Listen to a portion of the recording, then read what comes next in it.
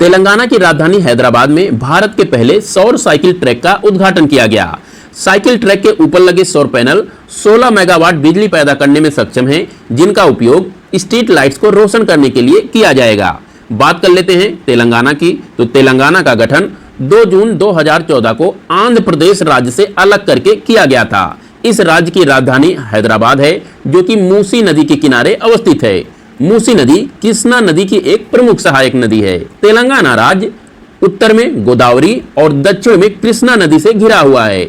इन्हीं दोनों नदियों के बीच में यह प्रदेश अवस्थित है। गोदावरी नदी की अगर बात करें तो इसकी प्रमुख सहायक नदियों में वेनगंगा और इंद्रावती हैं। वहीं अगर कृष्णा नदी की बात करें तो इसकी सहायक नदियों में भीमा, तुंगभद्रा और मूसी हैं। यहाँ पर ध्यान दीजिएगा कि आंध्र प्रदेश और तेलंगाना के बॉर्डर पर कृष्णा नदी के किनारे किनारे ही श्री नागार्जुन सागर श्रीशैलम टाइगर रिजर्व भी अवस्थित है। इसी नदी पर नागार्जुन सागर बांध भी अवस्थित है। हैदराबाद की स्थापना 1591 में कुतुब शाही डायनेस्टी के 5वें रूलर मोहम्मद कुली कुतुब शाह द्वारा की गई थी। इसके बाद 1591 में ही इन्होंने कुतुब शाही डायनेस्टी की राजधानी गोलकुंडा से हैदराबाद स्थानांतरित की थी। हैदराबाद में ही चार मीनार के अतिरिक्त गोलकुंडा फोर्ट, चौमहल्ला पैलेस और मक्का मस्जिद जैसी ऐतिहासिक इमारतें अवस्थित हैं। इसके अतिरिक्त यहीं पर ही हुसैन सागर नामक एक मानव निर्मित झील है। इसी झील से हैदराबाद शहर की पानी की आपूर्ति होती है। तेलंगाना के कुछ प्रमुख नेशनल पार्क की अगर बात करें तो यहाँ से आपको कासु ब्रह्मानंदा रेड्डी राष्ट्रीय उद्यान, महावीर हरिड़ा वनस्थली राष्ट्रीय उद्यान और मृगावनी राष्ट्रीय उद्यान याद रखना है। इसके अतिरिक्त तेलंगाना का सबसे ऊंचा जलप्रपात कुंतल जलप्रपात है। कुंतल जलप्रपात को आप कुंतला जलप्रपात भी कह सकते हैं। यह जलप्रपात कदम नदी के द्वारा निर्मित होता है। हार्वर्ड विश्वविद्यालय की प्रोफेसर क्लाउडिया गोल्डिन को अर्थशास्त्र के नोबेल पुरस्कार 2023 से सम्मानित किया गया। गोल्डिन यह पुरस्कार जीतने वाली दुनिया की तीसरी महिला हैं तथा उन्हें यह पुरस्कार महिलाओं के श्रम बाजार के परिणामों की समझ को आगे बढ़ाने के लिए दिया गया है। अर्थशास्त्र के नोबेल पुरस्कार की शुरुआत 1968 में Sveriges Riksbank prize in economic sciences के नाम से स्वीडन के केंद्रीय बैंक द्वारा की गई थी। इसे औपचारिक रूप से एल्फ्रेड नोबेल की स्मृति में आर्थिक विज्ञान में बैंक ऑफ स्वीडन पुरस्कार के रूप में भी जाना जाता है। अमर्त्य सेन इकलौते ऐसे भारतीय हैं जिन्हें 1998 में अर्थशास्त्र के नोबेल पुरस्कार से नवाजा गया। उन्हें वेलफेयर इकोनॉमिक्स और सोशल चॉइस थ्योरी में योगदान के लिए अर्थशास्त्र के नोबेल पुरस्कार से सम्मानित किया गया। अमेरिका की एलिनोर ओस्ट्रोम अर्थशास्त्र में नोबेल पुरस्कार जीतने वाली पहली महिला हैं। बात कर लेते हैं एल्फ्रेड नोबेल के देश स्वीडन के बारे में, जिनकी स्मृति में प्रत्येक वर्ष नोबेल पुरस्कार प्रदान किए जाते हैं। स्वीडन यूरोप का एक उत्तरी देश है जिसकी असली सीमाएं नॉर्वे और फिनलैंड देश के साथ लगती हैं। वहीं इसके पूरब में बोथनिया की खाड़ी अवस्थित है।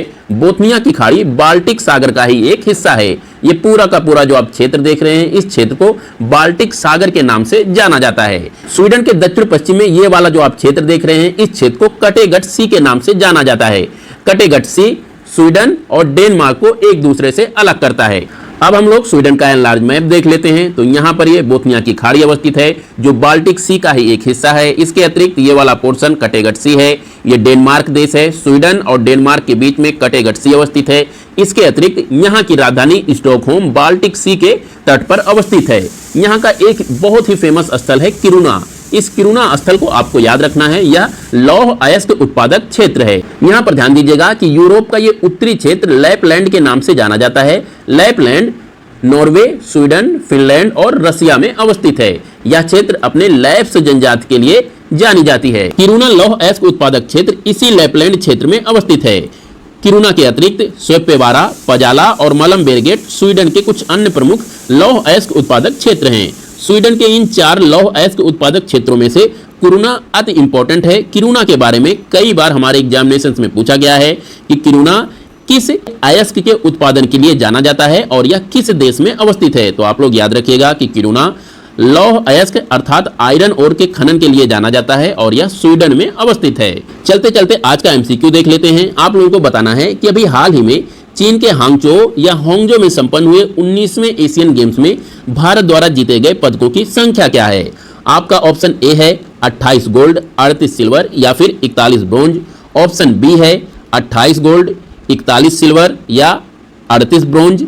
ऑप्शन सी है 38 गोल्ड, 28 सिल्वर या 41 ब्रोंज और ऑप्शन डी है 27 गोल्ड, 28 सिल्वर या 58 ब्रॉन्ज। आप लोग इस एमसीक्यू का जवाब कमेंट में दीजिएगा। यह प्रश्न बहुत ही इंपॉर्टेंट है क्योंकि 19वें एशियन गेम्स में भारत ने अभी तक एशियन गेम्स के हिस्ट्री में सबसे ज्यादा पदक जीते हैं। भारत ने कुल मिला के 107 पदक जीते हैं। ये 107 पदक भी पूछे जा सकते हैं कि भारत ने अभी हाल ही में चीन के हांगजो में संपन्न 19वें एशियन गेम्स में कुल मिलाकर कितने पदक जीते हैं। तो 107 याद रखिएगा। लेकिन यहाँ पर ये कुछ थोड़ा टिपिकल एमसीक्यू है। इसमें आपको बताना है कि गोल्ड, सिल्वर और ब्रोंज इन तीनों कैटेगरी में भारत ने कितने कितने स्वर्ण, रजत और कांस्य पदक जीते हैं। कल फिर मिलते हैं, तब तक के लिए नमस्कार।